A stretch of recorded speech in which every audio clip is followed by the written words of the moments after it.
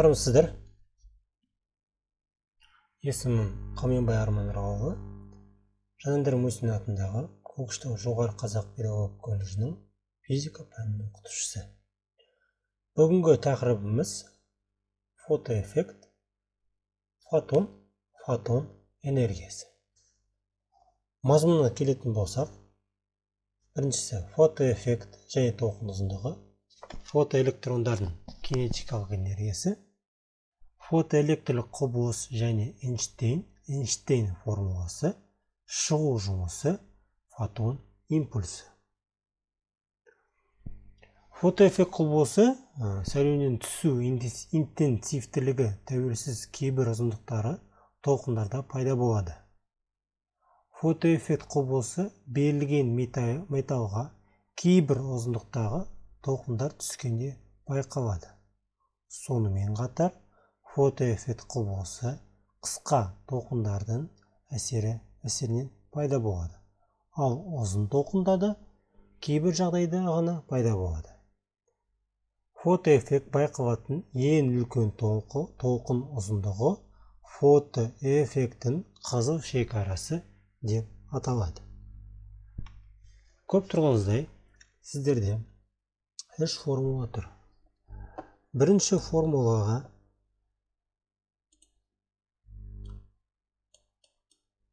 қарасаңыздар, бұл бізде жиілік.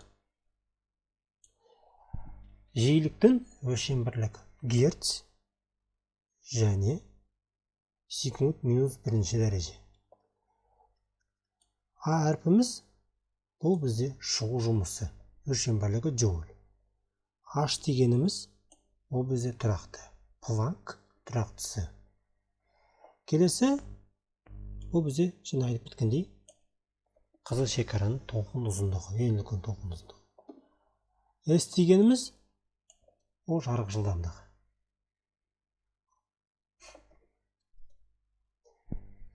Фотоэлектрондардың кинетикалық энергиясы тежеуші кернеуге тең. Потенциалдар айырымын өткен электрон тежеуші үшін электронға электр өрісі тарапының кернеуі мен электронның зарядының көбейтісіне тең жұмыс атқару қажет. Яғни мұнда бізде жұмыс тең болады электрон заряды көбейтілген кернеу.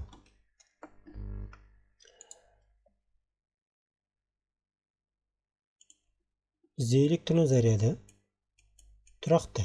Ол бізде 1,6 көбейтілген 10-ның минус 19 дәреже.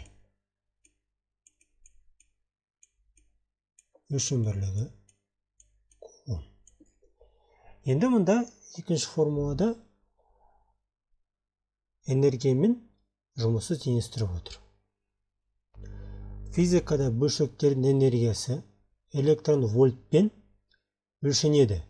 Бұл электрон вольт 1 вольт болатын потенциалдар айырымына тежелетін энергия. Енді көп тұрғаныңыздай 1 электрон вольт 1,6 көбейтілген 10-ның минус 19 дәреже джоульға тең болады. Яғни видеоға назар аударамыз. Батареяның оң полюсін жалғаған кезде осындай жолмен құрылған электр өрісі фотоэлектрондарды үдетіп емес, оларды тежей бастайды. Электрондар электр өрісінің әсерінен тежеледі және тек бастапқы жылдамдықтары жоғары электрондар ғана екінші электродқа жетеді. Тежеуші кернеудің өсуіне байланысты электрондардың өте аз мөлшері ғана екінші электродқа жетеді және сол себепті тоқтың мөлшері азаяды. Тоқ нөлге дейін азаятын кернеу тежелу кернеуі деп аталады. Тежелу кернеуін дәл есептеу үшін біз кернеуді жаймен өзгертетін құрылғы фиддерді қолданамыз. Бұл жағдайда тежелу кернеуі 4,8 вольтқа тең.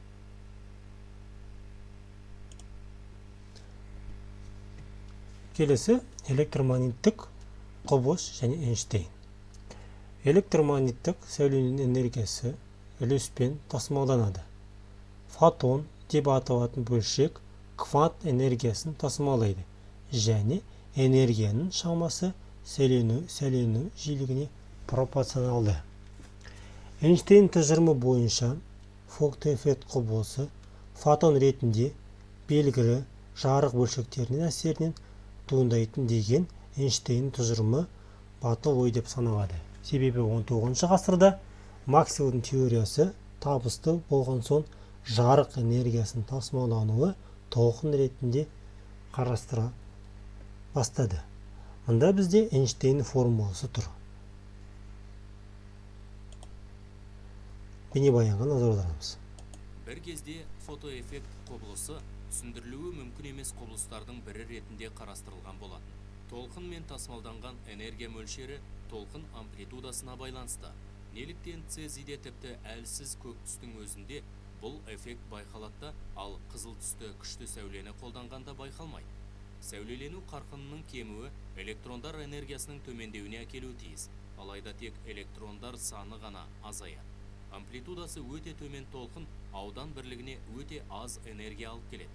Соған байланысты оның айналасындағы кішкентай аумақтан жеткілікті энергия алу үшін электрон бірнеше сағат күтуі керек. Десек те оның әсері белгілі бір толқын ұзындығындағы әлсіз жарық көзіне қосылған бойдақ білінеді. Бұл сәйкессіздікті 1905 жылы патенттік мекемеде істейтін белгісіз жұмысшы Альберт Эйнштейн түсіндірген болатын. Эйнштейн жарық толқынымен тасымалданатын энергияның үздіксіз тәртіпте тасымалданбайтынын, тек үлес-үлеспен, яғни кванттармен, қазіргі кезде фотондар деп аталатын бөлшектер арқылы тасымалданатынын айтты. Фотонның энергиясы жарық жиілігіне тура пропорционал, яғни толқын ұзындығына кері пропорционал. Фотон металл электронымен соқтығысқан кезде фотон электронға энергияның бір бөлігін немесе түгелімен береді. Келесі міне Эйнштейн формуласы тағы да жиілігі фотон арқылы металл бетінен жонып шыққан фотон электрондардың максималды кинетикалық энергиясы келесі формулямен анықталады. Яғни фотон энергиясының формуласы. H деген жерде айтып кеткендей, ол Планк тұрақтысы, H деген шығу жұмысы. Фотоэлектрондардың максимал кинетикалық энергиясы мен толқын түрінің арасындағы байланысты мына графиктің горизонталь осі толқын ұзындығын емес, жиілікті көрсеткен кезінде түсіндіріп беру оңайырақ.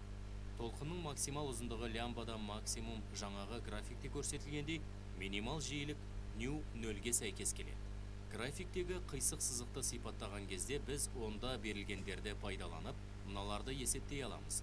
H дельта E мен ньюдің қатынасына және шамамен 6,6 көбейтілген 10-34 дәрежесіндегі джоуль секундқа тең, ал A шамамен 4 электрон вольтқа тең. Алынған тұрақты сан H саны физикада Планк тұрақтысы деген атпен белгілі. Графиктік анализдерінің нәтижелері мен жарықтың кванттық табиғатына байланысты ойларды біріктіргенде ғана H нью фотон энергиясының дұрыс түсініктемесін айтуға болады. Ол фотон энергиясының 100% электронға беріліп, металдан электрондардың жылынып шығу үшін екі бөлікке бөлінеді. Ол А шығу жұмысы және электронның кинетикалық энергиясы ретінде белгілі. Металдағы электрондардың потенциалы қоршаған ортамен салыстырғанда төмен болады. Металдан ұшып шығу үшін ол энергияның бір бөлігі шығу жұмысымен қамтамасыз етілу керек. Бұл фотондардың үлесі үлкен мөлшерде болса да, кинетикалық энергиясы төмен болып, бұндай әсерді ешқашан тудырмайтынын түсіндіреді. Келесі металдан шығу жұмысы, яғни белгілеуі H деп белгіленеді. Яғни оның тұрақтылары бар. Әртүрлі металдарды көрсететін сызықтар параллель және бір-біріне беттеспейтіндей болады. Осыдан Планк тұрақтысы әмбебап тұрақты екені және берілген металдың ерекшелігі шығу жұмысы екенін түсінеміз. Сызықты кеңейту барысында шығу жұмысының мәнін анықтай аламыз.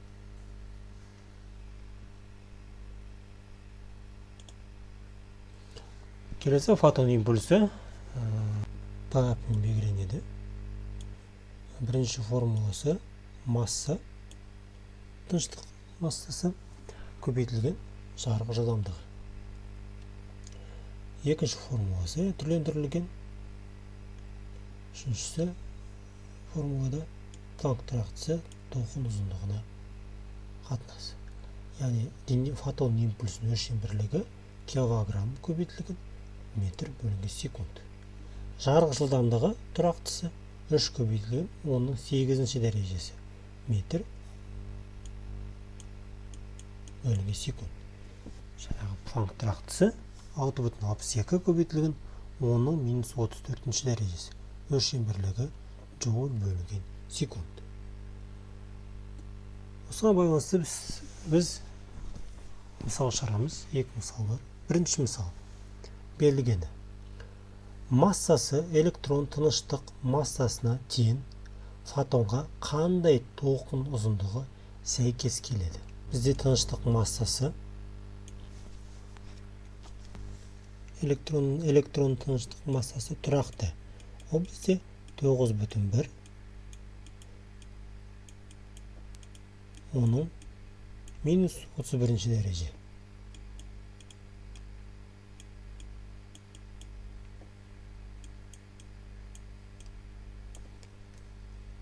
Келесі, формулаға келетін болсақ, бөлшектің тыныштық энергиясын аламыз.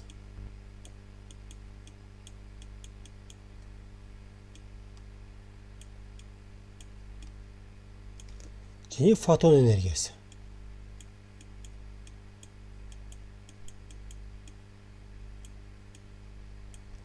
Осы энергияны бір-біріне теңестіреміз.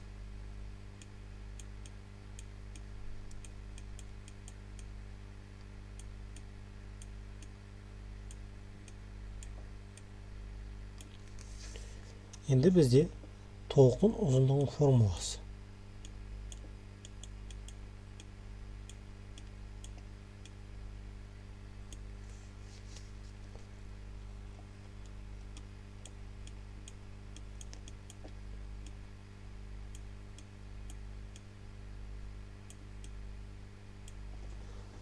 Толқын ұзындығының формуласы не шықты?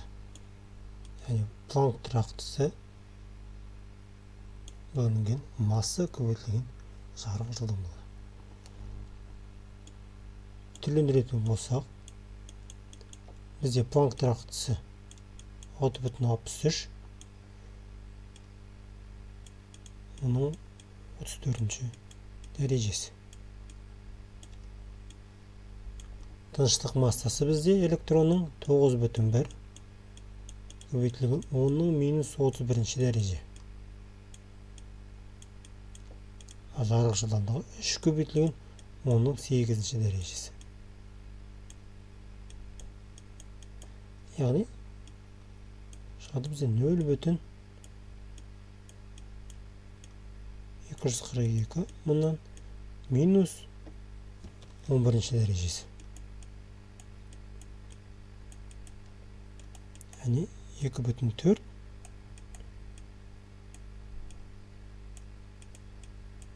оның минус 12 дәрежесі. Бір өтір жылдамыз. Ары қарай 2,142 пикометр. Пико дегеніміз оның минус 12 дәрежесі. Бұл бірінші мысал. Екінші мысалға келетін болсақ, адамның көзі 2 көбейтілген 10-ның минус 17 ватт жарық қуатын қабылдай алады. Жарық толқын ұзындығы 0,5 микрометр болса, 1 секундта адам көзіне түсетіндер фотон саны неге тең? Біз бірінші фотон энергиясын жазамыз.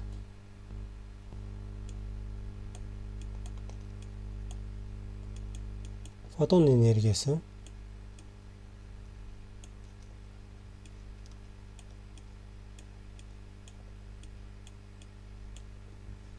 келесі жұмыстың формуласы. Энергия мен жұмыс бір-біріне теңестіреміз.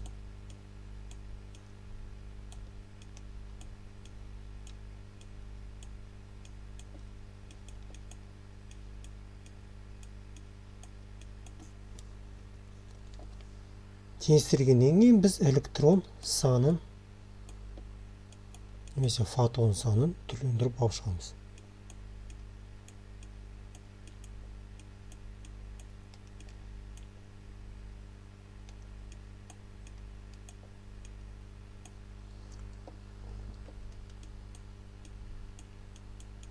бізде жарық қуаты бізде 2 көбейтілген 10-17 дәрежесі.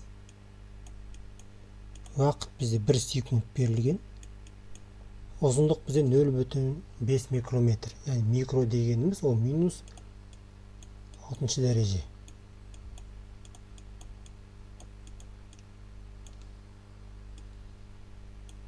Планк тұрақтысы бізде тұрақты 6,63 немесе 6,62 деп алуға болады. Минус 34 дәреже. Көбейтілген 3 оның 8 дәрежесі. Бұл жарық жылдамдығы. Жуықтап түрлендіріп алса, бізде 0,5-ке тең болады. Осы біздің сабағымыз аяқталды. Сау болыңыздар.